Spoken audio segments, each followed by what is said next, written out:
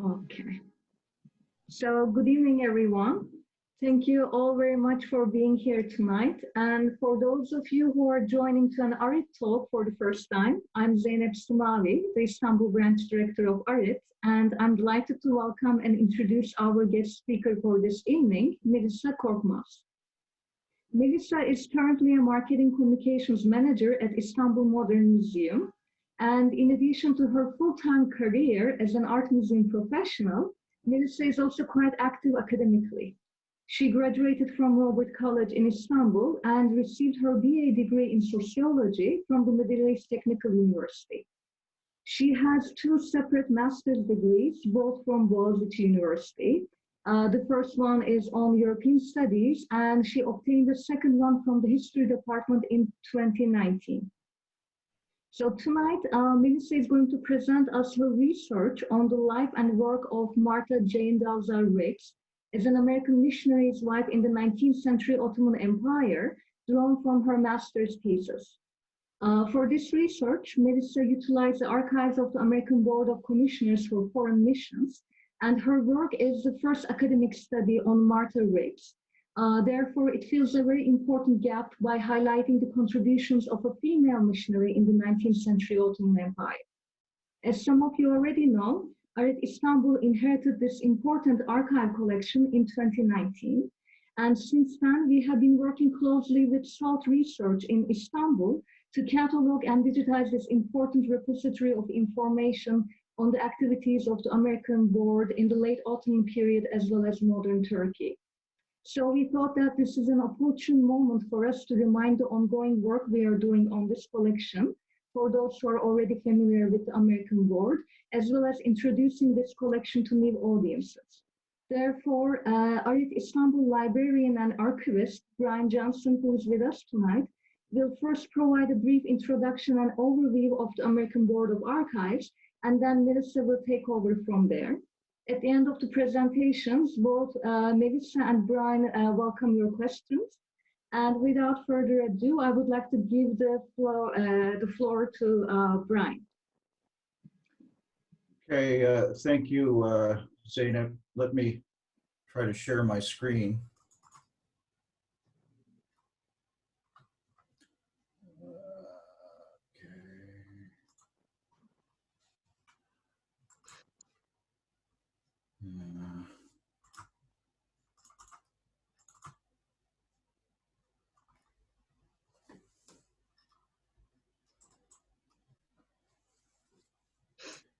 Can you see it?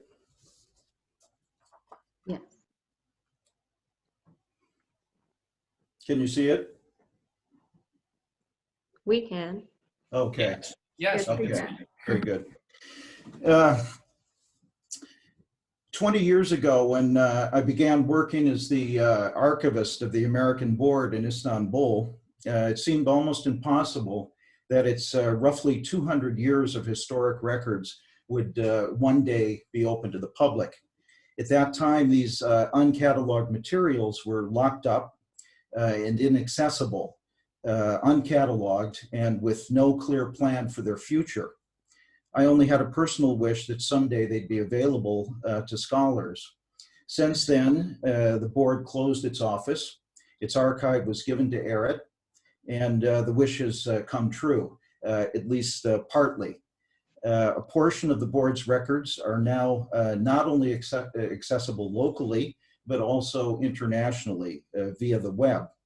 And tonight's presentation on Martha Jane Dalzel Riggs is based substantially on information from these resources. As a preface to the talk, I'll outline the history of the American Board in Turkey, show how this archive came into being, and mention a few important items in the collection. The American Board of Commissioners for Foreign Missions, or simply the Board, was a Boston-based Protestant agency founded in 1810. In 1812, it was chartered in the state of Massachusetts, and it began to send its members abroad, primarily to spread Protestant teachings, but also to pursue general humanitarian work. The board wasn't tied to a single Protestant church, and it was not an ecclesiastical organization.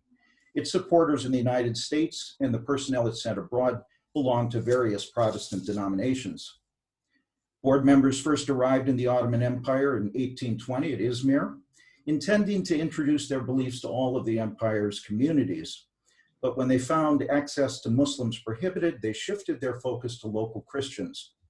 They considered the Eastern, the Greek Orthodox and the Armenian Apostolic churches astray, burdened with rituals and a clerical hierarchy. Initially, they sought to reform these churches internally. Instead, they cultivated the emergence of a separate Protestant community. The Ottoman Empire guaranteed its new Protestant subjects freedom of worship in 1847 and recognized them as an official religious group, or millet, in 1850. The board then began creating institutions for this community's spiritual and intellectual advancement. Board members established residences, or as they called them, stations, in areas with Protestant populations, mainly Armenian. And they helped open churches and basic schools. As the Protestant community grew, care of these institutions was left to locals. In the 1860s and 70s, the board began opening more sophisticated schools for training Protestant pastors and teachers. By the end of the century, some of these schools had developed into large independent colleges, which were not meant for Protestants alone, but sought enlightenment for all. At the outbreak of World War I, the board had 24 mission stations in Anatolia and the Balkans. More than 200 personnel were overseeing several hundred schools. They were also running hospitals, clinics, and printing presses. These enterprises, however, still mainly served Christians from various churches and backgrounds. Even in this period, except for its medical facilities, the board had few Muslim patrons.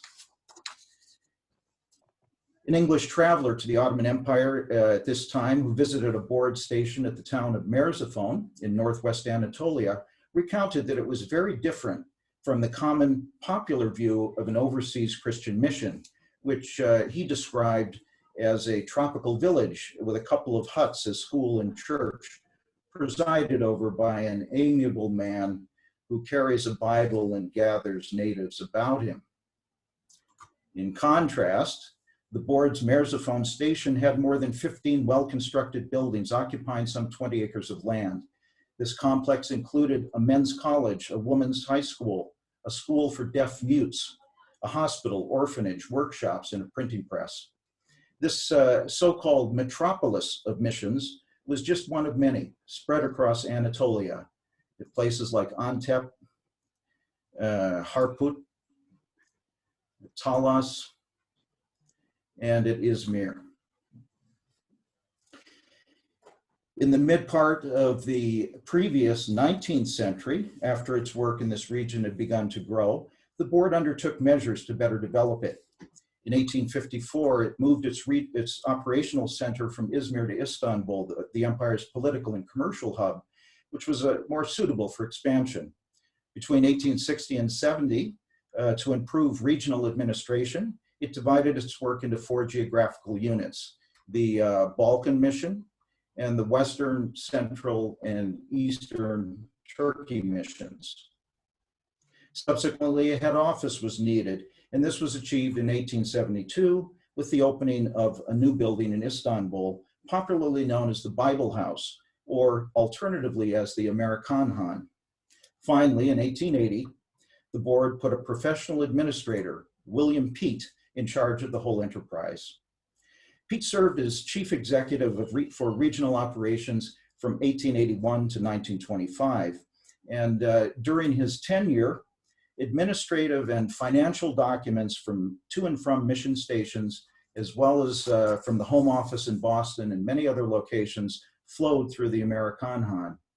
Many were filed and put into storage, where they've survived to the present. Indeed, the records from this period comprise a major and perhaps the best organized part of today's American Board Archive. Peet's era also represents the high point of the board's work in Turkey. At this time, about 1/3 of its operations worldwide were centered here. Its local properties were valued in the millions of dollars, and its workers were unquestionably the most important American presence in the region. World War I, however, caught this venture at full tide. The loss of most of Anatolia's Christians during the war left many mission stations untenable. And the board shifted its aims dramatically after the establishment of the Turkish Republic. To conform to the laws of the new state, it secularized its work. Instead of religious efforts, it focused solely on health, education, and publishing. Moreover, Muslim Turks became its main clientele. Rather than teaching religion, board members sought to demonstrate through their personal lives and work certain universal ideals shared in common by many religions. Nevertheless, in contrast to the previous 100 years of growth, the board's work in the rest of the 20th century contracted. By the 1970s, only 3 board high schools remained at Tarsus, Izmir, and Istanbul, along with a hospital in Gaziantep and a press in Istanbul. The American board actually ceased to be an independent agency around 1960 when it was merged into the mission program of the United Church of Christ. The new organization kept the name American Board for its Turkish agency, but soon decided to divest of its local assets. In 1968, its members in Turkey, along with graduates of local board schools, created the private Turkish nonprofit and secular Health and Education Foundation, the Sağlık ve Eğitim Vakfı, or SEV, to take charge of board property and operations. The transfer was slow. SEV only assumed full management of the surviving schools in 1998 and full possession not until 2011, when the American board's last operational links with Turkey finally ended. Just prior, in December 2010, the historic office at the Amerikan Han closed, and the board's archive and library passed to the care of ERA. The American Board Archive consists of about 500,000 items. Most are financial documents. There are also a lot of property records, but perhaps most important is the correspondence of board officers in Istanbul and reports by staff, committees, and mission stations. Besides recording mission activities, they offer glimpses into contemporary political and social developments. Some of these materials date from as early as 1825, but most date from the transfer of the board's headquarters to Istanbul in 1854, and especially after the opening of the Amerikan Han in 1872. Although administrative records make up most of the archive, there are some personal papers, including those of the linguist and biblical scholar Elias Riggs, who spent about 60 years here serving the board. This collection also contains many items from his wife, Martha Jane, which as mentioned were primary sources for the research that went into tonight's talk. Other than written documents, the archive has roughly 3,000 photographs. Besides visual records of board stations, they offer images of Anatolian people and places, which are exceptionally valuable from a historical and ethnographic standpoint. In 2013, ERIT and Istanbul SALT Research Center agreed that SALT would house and digitize the archive. Currently, the two institutions are working together to catalog and scan the collection to make most, if not all of it, available on the web. To date, about 30% of the work has been done, and this material can be accessed on SALT's website. And more information and a guide to the archive are also available online at the Digital Library for International Research. Along board's archives, the ERIT acquired its library in 2010. This adjunct collection to the archive has about 1,300 books and 1,000 journal volumes. Besides works on religion, there are books specifically on the board and Protestant missions. Memoirs are some of the most important items, such as Researches in Armenia, published in 1833, which is an account of a journey by two board members across Anatolia to Persia. Their travels essentially opened the door to the region for the American board. And this book was one of the first detailed accounts of local geography and culture to circulate in the United States. Among the library's periodicals, the most significant is the Missionary Herald, the board's news bulletin, which kept supporters at home updated about activities and served as a vital tool for encouraging donations. Brochures and pamphlets, many of which are fundamental sources about board administration and institutions, round out the library holdings. About 300 of these have been scanned and made accessible in Eretz Online Library. And they even include some rare ephemera and a few colorful oddities. Finally, the online library also contains two important archival records, the personnel cards and memorial files of those who served the board. These brief biographical records are among the most used items in Eretz collections and are often the starting point for research about the board and its members in Turkey. Accordingly, I'll end here with the sample personnel card and memorial file on the screen, which belonged to Martha Jane Dalzel Riggs, about whose life and place in American board history we will now hear.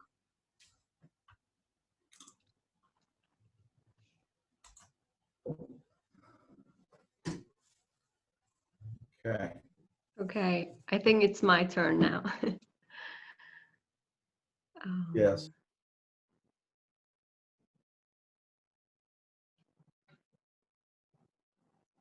Okay, can you all see the screen? And I hope you can all hear me. Okay. Yes. All right. Well, thank you, Zeynep, for this great opportunity. And thank you, Brian, for your excellent introduction. And of course, thank you all for your time and joining us tonight. Today, I would like to briefly share with you the activities, writings, and impact of an influential American board missionary wife, Martha Jane Dalzel Riggs, focusing on her active years as a board worker from 1832 to 1887. Although her work received little recognition to this day, the rich descriptions in her personal letters contribute not only to the history of the American board, but also to that of the Ottoman society in the 19th century. This research was part of my thesis for Boğaziçi University History Department, submitted in 2019. My research and eventually my thesis aim to shed light on Martha Jane Riggs as a significant contributor to the board and to question the boundaries between a qualified missionary, a mother, and a wife. And while doing so, I aim to uncover significant details provided by Martha Jane in her accounts concerning the events and changes in the world, as well as in the Ottoman Empire throughout the 19th century. From a broader perspective, taking Martha Jane and her contemporaries as examples, I looked at the position and impact of missionary wives in the world of missionary work, in which a gender-based hierarchy played a determining role.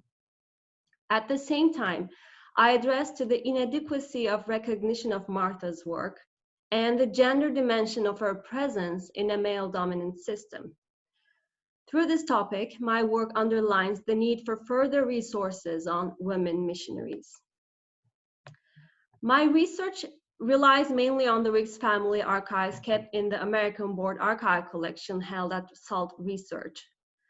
The family archive consists of 5 diaries and over 2,000 documents consisting mostly of personal notes and of letters grouped in 12 stacks. A great number of these stacks include Martha's correspondence. However, most of the letters are not grouped chronologically or thematically, and this makes it hard for a researcher to stay in the flow and follow the course of the events. The method I followed was to read each letter and take notes, including the document's code, date, and location, and all the significant details about Martha Jane. And after I finished reading the letters, I sorted my notes in a chronological order and eliminated those that were irrelevant to the topic. I have also found other sources from Arit and Ottoman state archives.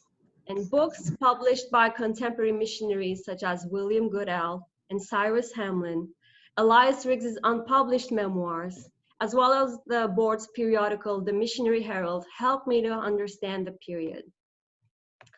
As for the literature review, there are studies, books, theses on the American board, yet these studies focus mostly on the foundation of the American board institutions.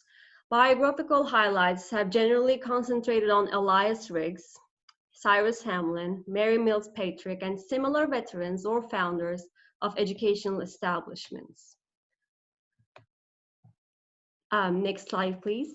Aside from Barbara Reeves Ellington's essay on the American discourse of domesticity in nation building in the Ottoman Empire, where she highlights Martha Jane's role as an influential example in Bulgarian nation building,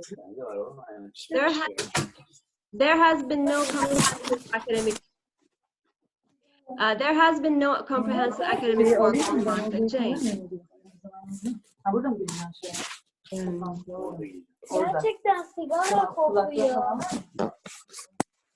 Okay. In this respect, the present study is the first of its kind. And Mehmet Ali Doğan's comprehensive PhD dissertation on Elias Riggs has been a useful source to track the families as well as the board's timeline. Barbara Reeves Ellington's work on Mary Mills Patrick, also studied by Carolyn Goffman, offered me a contemporary example to Martha Jane Riggs.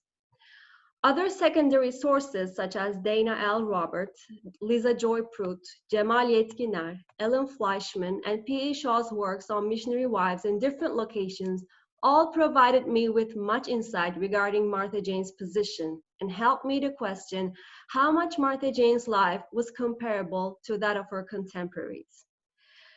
Due to time constraint, I will present you today rather the content and interesting findings from Martha's correspondences. So let me start with a brief life story of Martha Jane Riggs. Martha served the American board for 55 years of her 77 years of lifespan. She was born on July the 3rd, 1810 in New Jersey and raised as a devoted Christian, having enrolled in a female seminary. As a young lady trained under such influences, she directed her thoughts to the foreign missionary work and wanted to engage personally in it. In 1832, she was invited to marry Reverend Elias Riggs, and they embarked on their lifetime service, starting from Athens and Argos in Greece, and later being transferred to Izmir and Istanbul, respectively. On their first mission in Athens, she learned Greek language and then moved to Argos, where she lived for 4 years and managed a school for girls. In 1838, an urgent call came to them from Izmir, and she worked with the Greeks for 6 years in Izmir. And she also started to learn Armenian when her husband Elias took up work for Armenians. While still keeping up Sunday school work and literary work in Greek, her book, The Mother's Manual, in Greek was published, and her series of letters to mothers was translated into both Bulgarian and Armenian later on. Due to the transfer of the mission's publication work from Izmir to Istanbul, the Riggs family moved to Istanbul in 1853, where she was a powerful influence for over 30 years. In the meantime, she traveled to America twice, once in 1856 and again in 1868. After spending her years in Hasköy and Üsküdar in Istanbul, and because of her failing health, she spent her last years in Antep with her daughter Margaret and passed away there on November 15, 1887. She was buried in the cemetery of Central Turkey College. The American domesticity discourse was the key element of the Protestant evangelical understanding, which put women in the key role to educate their children. Therefore, the role of her children was major in the development of Martha Jane's character. The mother of 8 children, she saw only 4 of them survive to their adulthood. Her firstborn, Joseph, died when he was an infant. Her second child, Samuel, died after a fatal fall in Izmir. On their family trip back from the United States, Scarlet fever left Elizabeth dead and Charles eventually blind. Elizabeth was buried to Ferico Protestant Cemetery's American section, and hers was the first burial to that side. And sadly, her sister Emma would be buried near her grave just four years later due to her long-lasting health problems. During these trying times, Martha Jane didn't let herself nor her family fall apart. On the contrary, she tried every possible way to seek medical treatment or proper school for her children. And eventually, she succeeded in raising 4 children: Margaret, Edward, James, and Charles, 3 of whom entered missionary work. So we can say Martha Jane was one of the pillars of the family name, which is one of the most prominent in the annals of the American Board. So I observed that Martha Jane's letters cover 7 major themes: family, health, weather, missionary traffic, personal reflections on what it takes to be a missionary, missionary matters, and details concerning her environment. And I integrated these themes around 3 issues of Martha Jane as a missionary, as a wife, and as a mother. I also considered Martha Jane as a witness of her time. Now I would like to focus on Martha Jane's missionary character, first emphasizing challenges she confronted, and then highlighting her work and incidents that she witnessed and reported. Challenges. Both in Greece and in the Ottoman Empire, respectively, the Riggs family had to negotiate with locals and governments as Americans, Protestants, and missionaries, all of these identities being either new or unusual in these lands. Therefore, the main challenge for Martha Jane was twofold: to survive as a missionary enterprise in a foreign land and to survive as a missionary wife in a male-dominant circle. In order to analyze Martha Jane's work in the mission, I would like to touch upon 2 main incidents: her book, The Mother's Manual, and the Yennicapha Church matter.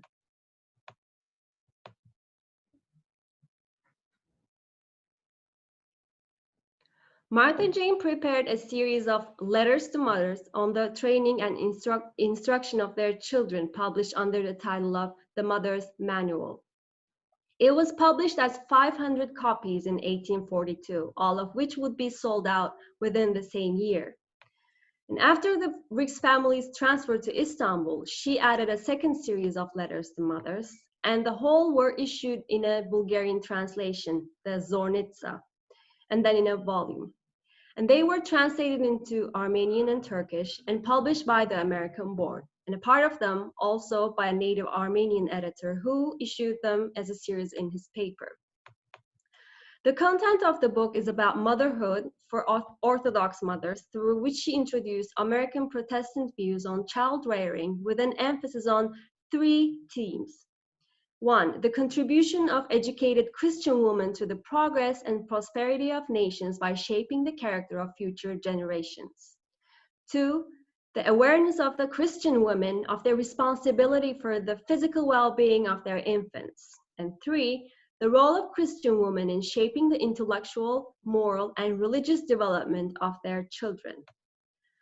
Martha Jane's manuals would appear in Zornitsa's first issue and appeal to Bulgarian women in a period of deepening Bulgarian nationalism. Martha Jane's argument was, I quote, "Christian nations prospered because women were educated and respected. Non-Christian nations failed to prosper because women were degraded and benighted," unquote. As a result, Martha Jane's work did not make Bulgarian community a Protestant one, since the women were distant to converting to Protestantism, but it influenced Bulgarian women to serve Orthodox womanhood and defend their national and ethnic cause. Through her writings, the Bulgarian woman had such an influence that by 1869, the American domestic discourse that Martha promoted in Bulgarian women's minds grew into an opposition to the Ottoman public education law and its empire-wide centralized model of education. In a way, through her emphasis on female education, Martha took the Bulgarian nationalist cause into a new dimension.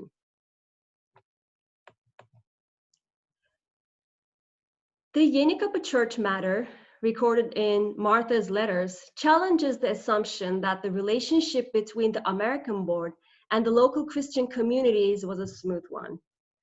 Correspondences between Martha Jane and Elias from February to June in 1869 report a major disagreement about the leadership and management within the mission at Langa Yennicapha, Istanbul. It all started with the local community complaining that the American missionaries ignored the right of a church to choose its own pastor. The Americans replied that if the Armenians are determined to have a preacher whom the Americans disapprove of, then, quote, they must provide a chapel for themselves, unquote, for the chapel is the American board's property. Consequently, the complaints of the Armenians culminated in assertions that the Americans are, quote, governing by the money power, unquote. You might read the full story of this incident in my thesis Appendix F, but to summarize here, the actors involved in the incident are American missionaries, including Elias Riggs, and a group of local Armenian churchmen and members who argue that the chapel was bought for their benefit and therefore it belongs to them. The pastor of the community, Stepan, claimed the right to act as a chairman, and this led opposition and diversion between the members and the missionaries. The efforts made by the head of the Protestant community, Hagop Efendi, to find a compromise between two parties in a council didn't help the case. And soon, the case turned into a crisis when Pastor Stepan ignored an appointed American missionary to take the floor and do the preaching himself. And the chapel's doors were shut and locked, and after Stepan's resistance and their departure, the opponents broke the doors of the chapel. The incident was brought to the prefect of police, and after a week within which Stepan was reckless at the police station, the prefect and the head of Protestant community, Hagop Efendi, decided to withdraw the right to preach from Stefan. By mid-April, there was no solution to the matters, yet the opponent party was reported to have called a council without the missionaries' knowledge. This council would listen to Pastor Stepan's statements, and without listening to any reply from the other side, declare that Stepan is chosen properly as a pastor, even though they knew that the majority of the male church members have protested this. While they would spare Stepan, the council would charge missionaries with, quote, using unfair means to induce the members to sign this protest, unquote, in general, and Elias Riggs with despotism and falsehood in particular. The matter was then in the hand of the government, while the opponents intended to get possession of all the property held by the board in Turkey. For all of this, Martha Jane, for the first time in her letters, expresses her strong resentment about the community and regards some of the missionaries being instigators of evil thoughts, as the saddest part of all, for some missionary fellows took the side of the opponents. Another letter of Martha Jane in this case reflects the Ottoman government's stance on Protestants and missionaries. She gives an insight into the government's approach, for she thinks that, I quote, the government are moving slowly because they are more willing to help on the diversion among the Protestants in the hope that they may be exterminated, unquote. So Martha Jane's reflection on the government's approach marks the last correspondence on this matter between her and Elias. So throughout this busy letter traffic, another aspect is uncovered corresponding to the supposedly established Protestant structure in the 19th century Ottoman Empire. Martha Jane's letters reveal that there was still a resistance against the Protestant mission in the country during the second half of the century, to the degree that such internal disputes became an opportunity to disempower the Protestants on a bureaucratic level. Also, unlike the general assumption that the converted local Christians adapted themselves to the new doctrine and community of the Protestant Americans, Martha Jane's account demonstrates that some of the locals were determined about sustaining their own rights and character in so much that they didn't hesitate to revolt the moment they felt their rights and their local character are at stake. It also shows that such unrests could pose polarization among the American missionaries themselves. Elias's letters to Martha Jane are as important as Martha Jane's own account to understand the extent that Martha Jane was involved in the missionary matters. In this respect, a researcher can observe that Elias keeps Martha Jane up to date and gives precise information on every occasion that related to the mission. His reports about Greece, the status of Bulgarian mission, Edward's designation to a specific region, Yennicapha crisis, and the like confirms that Elias considers Martha Jane as a work companion in the mission cause as much as a wife. Elias's letters to Martha Jane are also significant sources for understanding the ongoing policies and intentions of the mission, just as Martha's letters are. Elias once mentions the results of an annual meeting of 1869, at which their son Edward was designated to Sivas with special reference to labors for Mohammedans, and recalls the mission's decision on having one missionary at each of the interior stations who shall direct special attention to labors for the Mohammedans. Alongside the intensive work among Christian subjects of Ottomans, namely Armenians, Bulgarians, and Greeks, for conversion to Protestantism, the mission's determination to convert Muslims, in spite of all the challenges they had gone through in the late 1830s, surprisingly continues as late as 1869. No name is found in terms of Turkish Muslim converts to Protestantism in either of Martha's or Elias' letters, but whereas a pretentious Turk is mentioned in one of Elias's letters to Martha Jane regarding Bible translations in Bulgarian, Armenian, and Turkish, and this makes the case more interesting and available for a future research topic. Additionally, significant statistical and regional information can be found in the Riggs correspondences. The statistics were gathered for a statement that Elias was preparing about the West Turkey mission for the Missionary Herald and Presbyterian. Here you can see on the screen. And it gives striking figures as to the latest status of the mission in 1876 and 77, ranging from the number of American laborers, native helpers, to churches, church members, Sabbath congregations, and average attendance, etc. Martha Jane was exceptionally active in the circle of male-dominant missionaries and was surrounded by co-workers, both male and female, who treated her no differently than an ordained missionary. Cyrus Hamlin, one of the Istanbul veteran missionaries, was in close circle of American missionaries with whom Martha Jane was in touch. Their correspondences between the years 1859 and 1876 demonstrates their constant exchange of information both as missionaries and as friends. Aside from sharing health issues and family news, Hamlin updated Martha Jane about the latest missionary event news and telegrams that he followed regularly.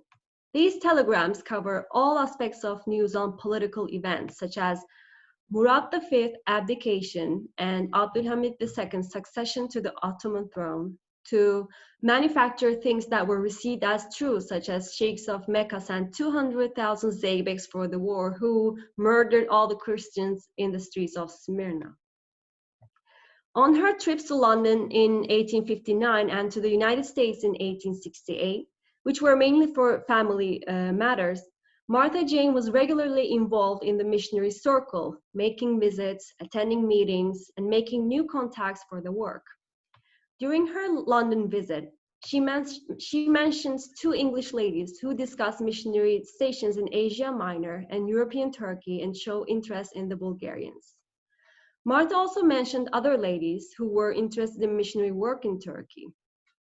One of them working as a secretary of the Society for Promoting Christianity in the East Africa, India, China, and other parts, including Turkey.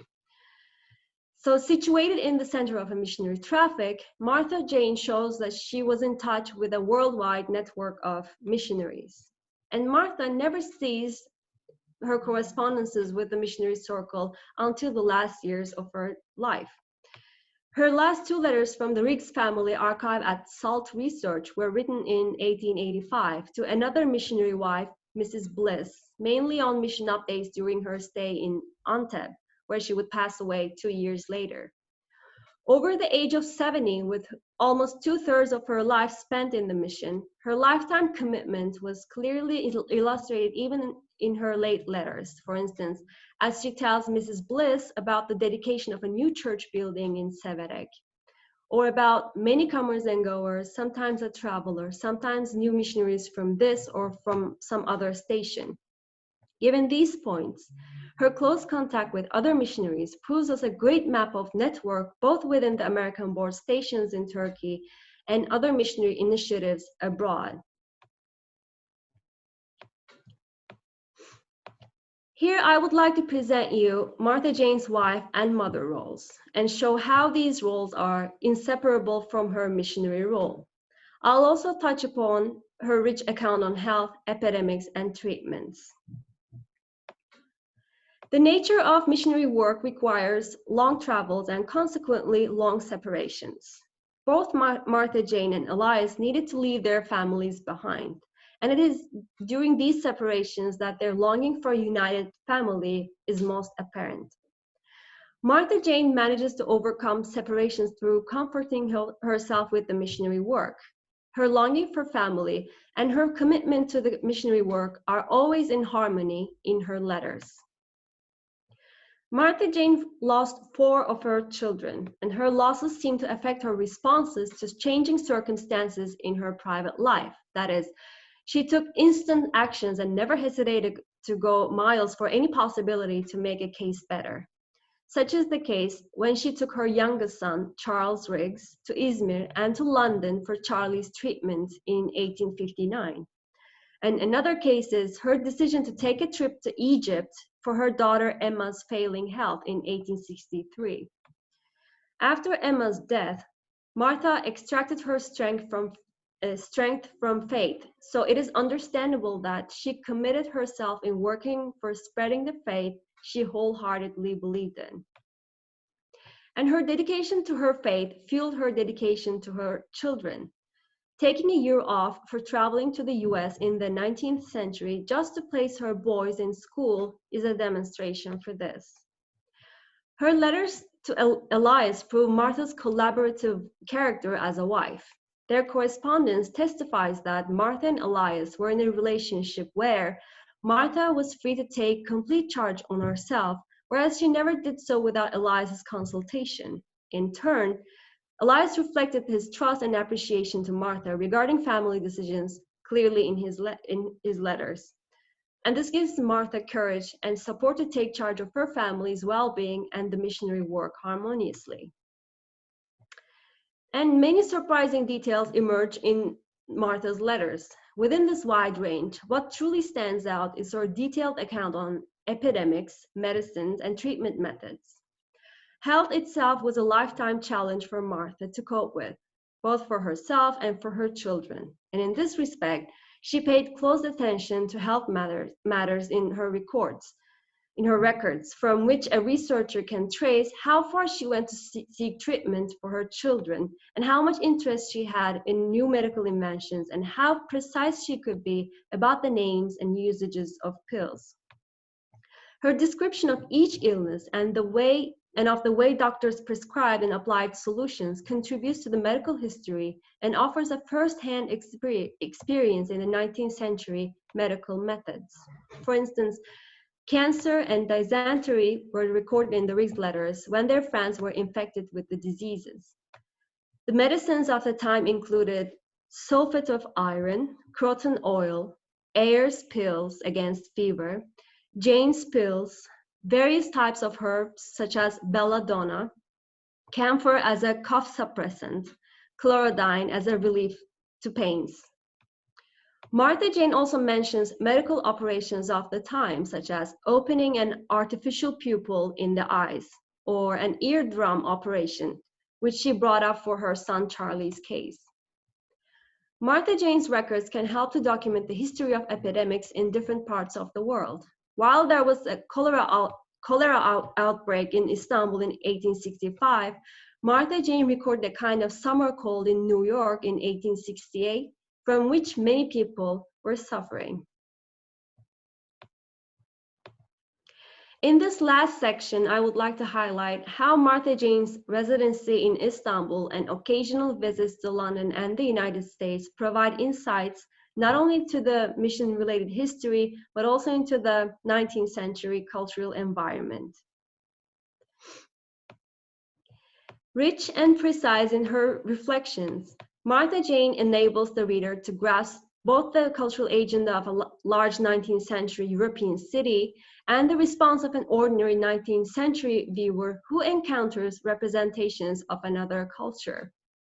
Her account includes many museums, galleries, monuments, and churches such as United Service Museum, Westminster Abbey, Crystal Palace in London, as well as art fairs and exhibitions where a reader can trace trending Orientalism in representations of the East in every form, from clothing to decoration, for public entertainment and curiosity. Further striking social historical facts can be gleaned from Martha Jane's account of her trips. She mentioned two ship companies, Cunard Line and Inland Line, and explained her decision for choosing one over other, a detail which might seem like an insignificant personal record at the first glance. Yet, upon learning her reasons for her choice, a historical insight regarding the immigration flow to the United States in 1868 becomes clear. As Martha Jane wrote, "There's a rush of immigrants just now." In her letter, she stated that other ships take a crowd of 800 to 1,000 immigrants on board, so she decides to take a less crowded steamer, the Russia of Cunard Line. Therefore, in a way, Martha's letter documents the high immigrant traffic from England to the United States during the late 1860s. Riggs' correspondence also relates to the American history in the late October and November 1868, when they discussed the American presidential elections between Republican Ulysses S. Grant and Democrat Horatio Seymour. It is also possible to learn from Martha's letters about the books and literary works that circulated both in the missionary environment and in academic curricula of American universities. Those preferred to be read in the missionary circle are either related to religion or to city histories. And her close supervision for education of her younger boys, Janie and Charlie, enables us to hear about what kind of books were recommended or instructed in reputable American universities. And her rich descriptions of the social and cultural structure of cities is not restricted to London and those in the United States. Martha Jane also provided striking details on Istanbul through minutiae of daily life in the city, which are reviewed in the next section. From religious community dynamics in everyday Istanbul to climate change and its impact on market prices, fires, the habit of summer places, technology and technological devices found in the city, neighborhood details and mission locations, the impact of wars and crises on daily life, a wide range of information could be extracted from missionary correspondences and specifically from those of Martha Jane's. As for community dynamics, missionaries came across striking scenes in the 19th century Istanbul that they could directly relate to their course of work. These scenes were mostly related to the Muslim and Christian sects of the public. A letter from Elias to Martha Jane in 1843 depicted such a scene in Istanbul that implies vulnerable boundaries between Islam and Christianity and how serious consequences could be when such boundaries were felt to be crossed. The scene was about a Muslim convert who was initially Christian, sentenced to death, and was hung in public for his renouncement of Islam in spite of the efforts by English and Russian ambassadors to save the man. The religious strictness observed by the American missionaries in the city, however, would yield to a milder and open attitude towards Christians by the 1870s. Cyrus Hamlin related this change of attitude to the mission's influence via their schools, books, newspapers, and translations of the scriptures into all languages. Beside these incidents, routine daily life details in the city can be traced in the missionary accounts. In one of her letters, for instance, Martha Jane shared an interesting detail on climate change in Istanbul and its effect on the inflation in the market. In a relatively cold May season in 1863 in Istanbul, she reported that the weather was rapidly heated, yet there were no strawberries in the market.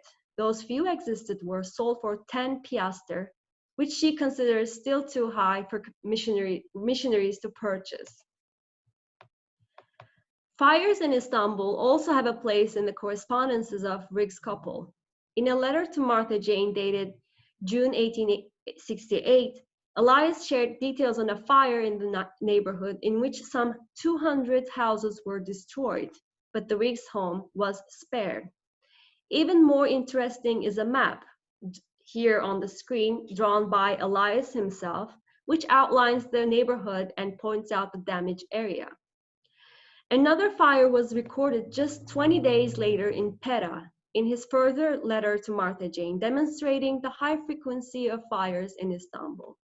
And by the end of the same year, Elias informed Martha Jane about a larger scale fire that took in the new palace of Fuat Pasha by Seraskeriye, and gave further details on the purpose of the building and urban history.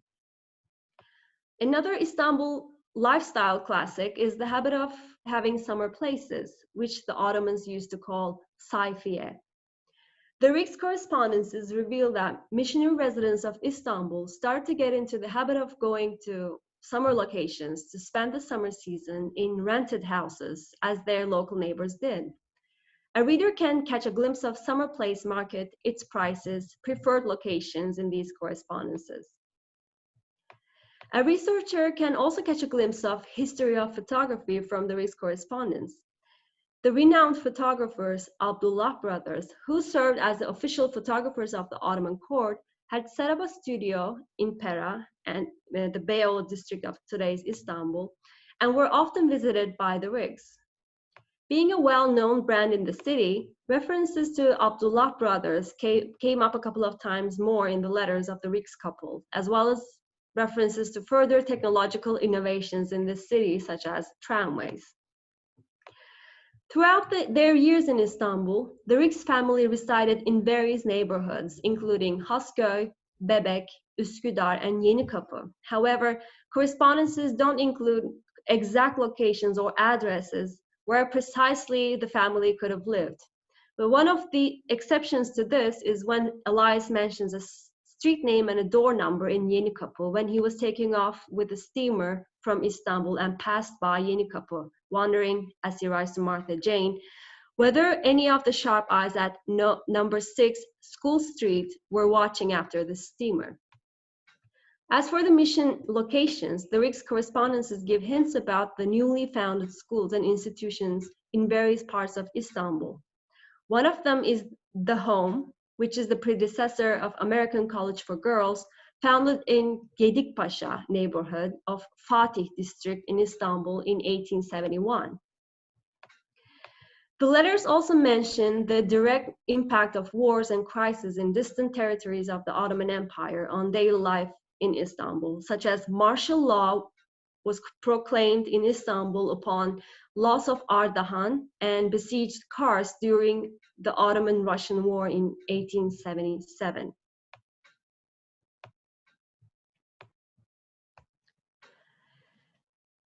The American Board archives seldom include voices of women. Such circumstances make Martha Jane both an example of her peers and the desirable rare voice out of the archival documents. So this research helped me to describe Martha Jane's roles as a missionary, a wife, and a mother, thus indicate how much her account and her voice could fill the knowledge gaps in this area. It is clear that gender and hierarchy are the main two features in this story, accompanied by modest women actors. The main question is who these invisible members of the missionary army are. Unfortunately, there is still a need for resources with enough depth and coverage on women missionaries in general and missionary wives in particular. Within the framework of these limited studies, Martha Jane's archives hold major significance in order to fully understand missionary women, their motivation, thoughts, and deeds. If there were no records of Martha Jane's own account, we would automatically think Martha Jane as a helper of a Protestant preacher with domestic responsibilities. Yet, primary sources on Martha reveal that she was as active and productive as a male missionary. Without her account, we wouldn't know about her influence on Bulgarian women or about the details of Yennicapha case, which offer alternative narratives in mission history. In sum, this research presents three outcomes from focusing on a singular, well-documented life story of a missionary wife. The first is the widely accepted 19th century missionary wife concept, which is assumed to be the medium for wider Protestant influence on local communities. The second is the notion of missionary work as a lifestyle for 19th century women whose domestic responsibilities become inseparable from their work responsibilities, the outcome of which domesticism was born and gave a further dimension to the mission's ideological and social context. The third is the fact that missionary wives dedicated their lifetime to their mission as much as their missionary husbands did, but their accomplishments went unnoticed because their voice didn't make it into official reports or later academic studies.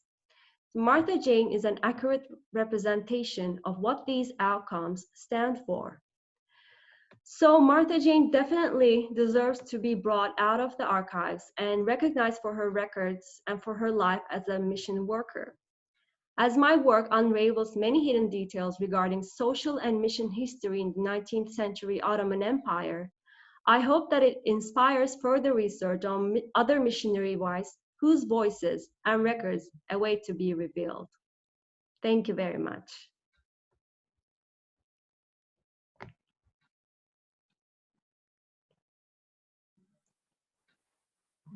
Thank you very much, Melissa, for this wonderful, holistic portrayal of Martha Jane Riggs.